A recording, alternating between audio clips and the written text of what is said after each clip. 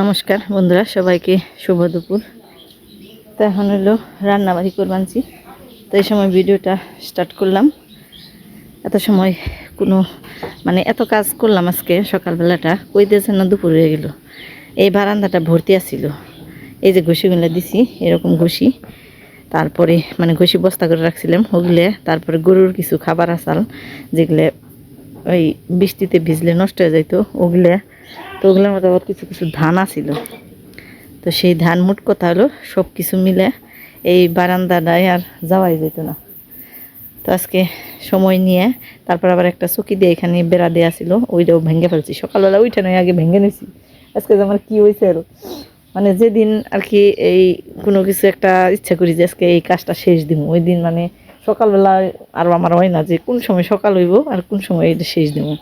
তো সকাল হইতে না হইতেই একেবারে ভাঙা চূড়া কইরা সব কিছু নিছি। তারপর সব কিছু শেষ দিতে দিতে আমার 12টা বেজে গেছে। চান্দান কইরা পূজা দিয়ে খাইতে খাইতে 12:30। তারপর এলাম রান্নাবাড়ি করবার। তো আজকে কিন্তু এত গরম আর এত রোদ উঠছে, এই যে ঠিক একভাবে যাবেন এরকম রোদটা। আজকে তো তোর ছুটি, তুই বুঝবা না কি করবি না? হ্যাঁ, গরু যখন নাকি নেই কিচ্ছু না, আজকে খুব আরামসে খালি গেল দিন। আজকে হলো গরু যখনের দায়িত্ব নিচে কর্তামশাই ঝাপাইছে। তো আজকে আবার তার টনক নড়ছে সংসারের প্রতি, সে খুব একেবারে উঠে পড়ে নাকছে। এই যে কলের পার মাছ বানাইছে, না গিয়ে রাখ আমি, বাপরে বাপ, ওরে বাবারে। এরকম কাম প্রতিদিন করলে আমার কষ্টটাই কম হইতো।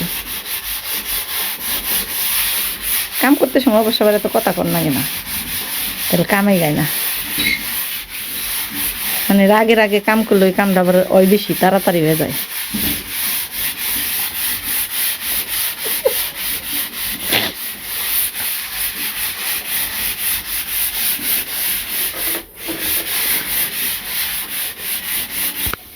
তো না থাক, এত বেশি কিছু পেশাল করে লাভ নেই, আমরা রান্নাবাড়ি করি।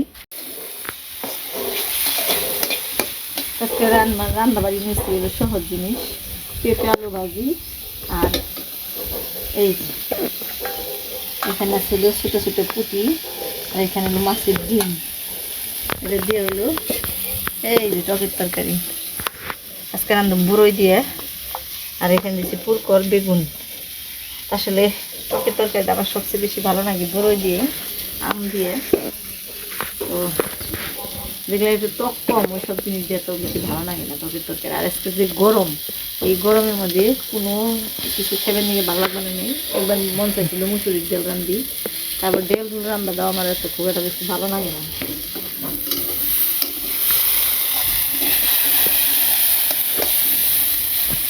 ডাল কি বানিয়ে শুটতে অনেকক্ষণ ধরে জাল করো, এমনিকে ডালটা খাইতে ভালো লাগে। রান্নাও করি, একেবারে যে না খাইতা না, রান্নাও করি, কিন্তু সবসময় না। আবার যখন একটু তাড়াহুড়া থাকে, আনাজ তরকারি কাটতে না পারি, তখন আবার কই যে না, ডালটাই বহিয়ে দিয়ে অন্য সব কাজ করবার পারি। তো বেশিরভাগ খাওয়া হয় ধানের দিনে, খাই বেশিরভাগ প্রতিদিন সকালবেলা। গরম থাকে, গরমের মধ্যে কাজ করানো লাগে, জল খাওয়া কম হয়, কাজের চাপটা বেশি থাকে। তার কারণে সকালবেলায় প্রতিদিনই কাজের মানুষ সহ সবাই ডাল খাই একবেলা করে। আজকের গরমটা পড়ছে একেবারে চৈত্র মাসের মতো। এমনিতেই কয় না যে ভাদ্র মাসের গরম অসহ্য, ভাদ্র মাসে একটু বেশি গরম থাকে। তো আসলেই এই 2 দিন ধরে এত রোদ না, আজকে অনেক রোদ উঠছে, কিন্তু তারপরেও রোদ কয়েকদিন রোদ না থাকলেও এতটা এই তাপ আসছিল না, কিন্তু গরম প্রচুর আসছিল। তো আর আজকে তো এমনিতেই রোদ উঠছে, তারপরে কীরকম গরম তাহলে বুঝবারই পারেন। কিরে খাল ঘাম পড়বারই নিছি তোর, তুই ঘামস না, সেই মানুষই আজকে ঘাম বানাইছ, তাহলে তো খবর আছে। শোল খাই যে বানাইছি, তুই আজকে গরু জাফাস নেই। আমার ছেলেরা তো ঘাম নেই, তো ঘামেও না, ও গরম সহ্য করা হারে, কিন্তু ওই আজকে হাঁপিয়ে গেছে। তো ভাজিটা প্রায় হয়ে গেছে। তো কালকে শাপলার চচ্চড়ি রাঁধছিলাম, একটু চরচড়িও আছে, এমনি শর্টকাটেই রান্নাবাড়ি করলাম।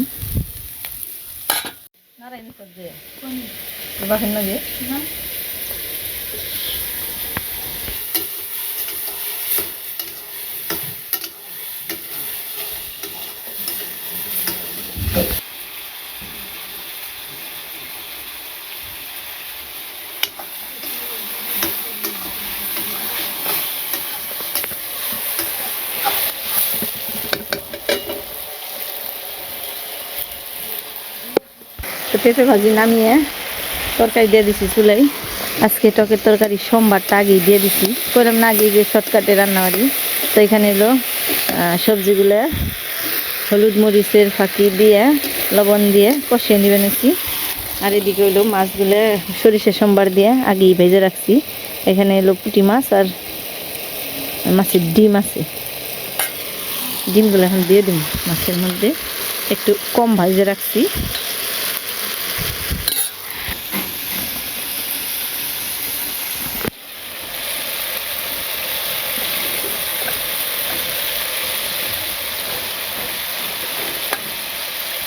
টকের তরকারিতে যে কোনো মাছের ডিম দিলে কিন্তু তরকারিটা অনেক মজা লাগে।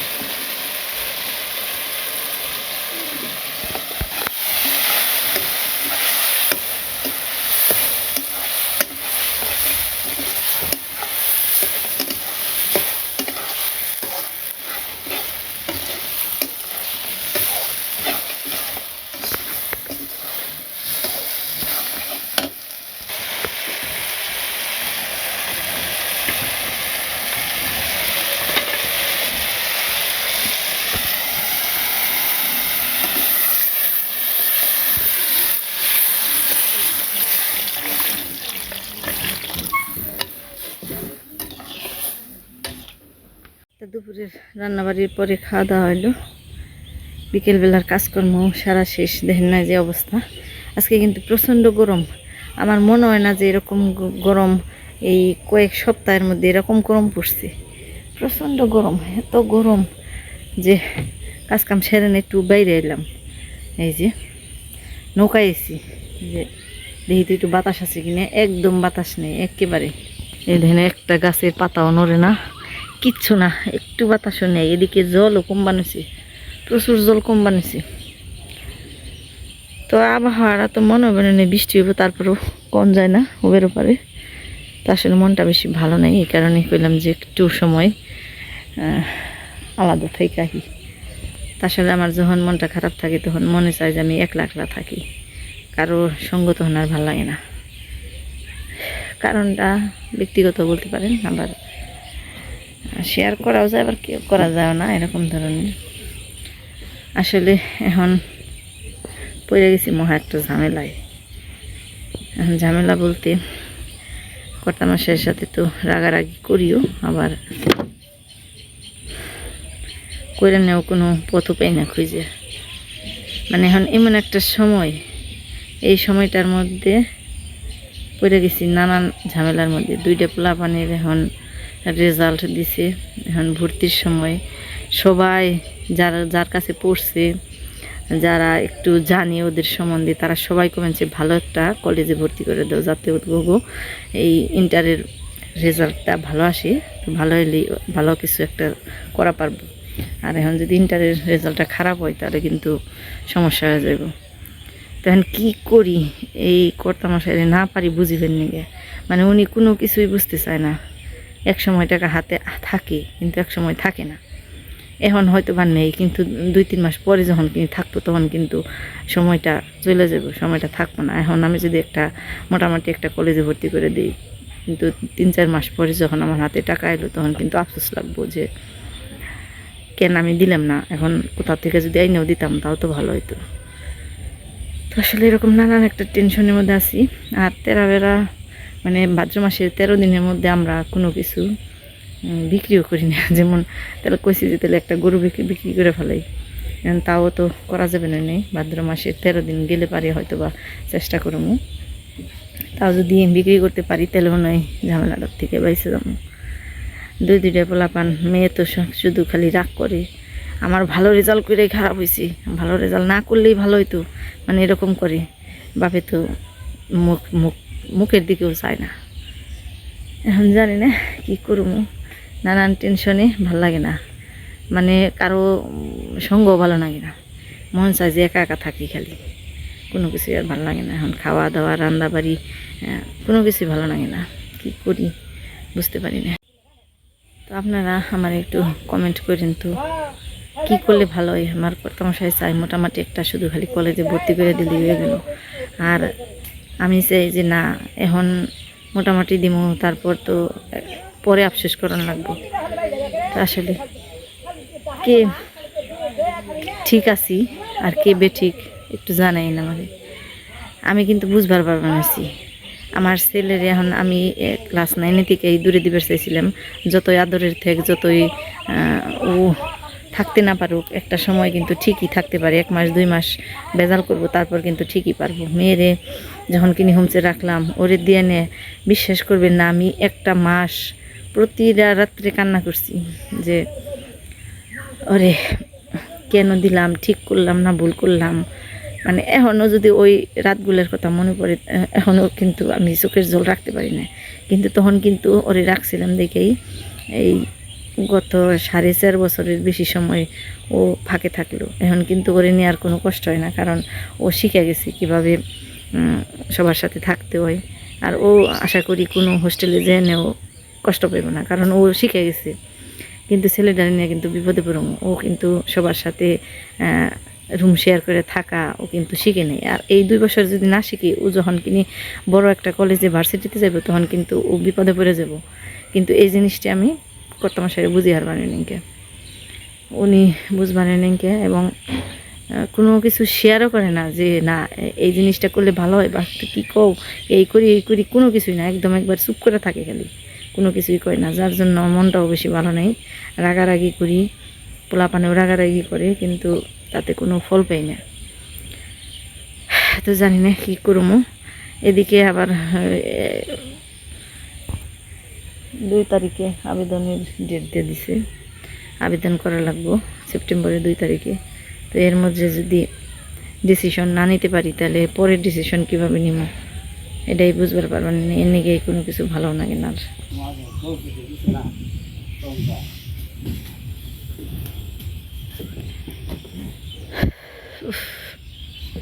আবহাওয়াটা দেখেন কীরকম, মেঘও না বৃষ্টিও না, খালি গরম আর গরম।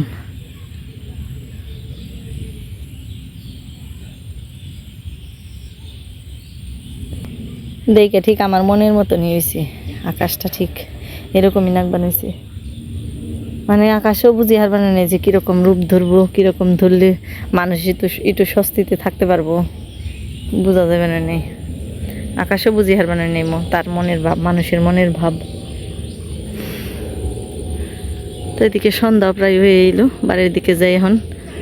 তো আজকের ভিডিও পর্যন্তই, সবাই ভালো থাকেন, সুস্থ থাকেন, আর আমার একটু কমেন্ট করে জানেন আমি কি করতে পারি মা হিসেবে, আমার করণীয় কি আছে। তো বাড়ির দিকে যাই, টাটা।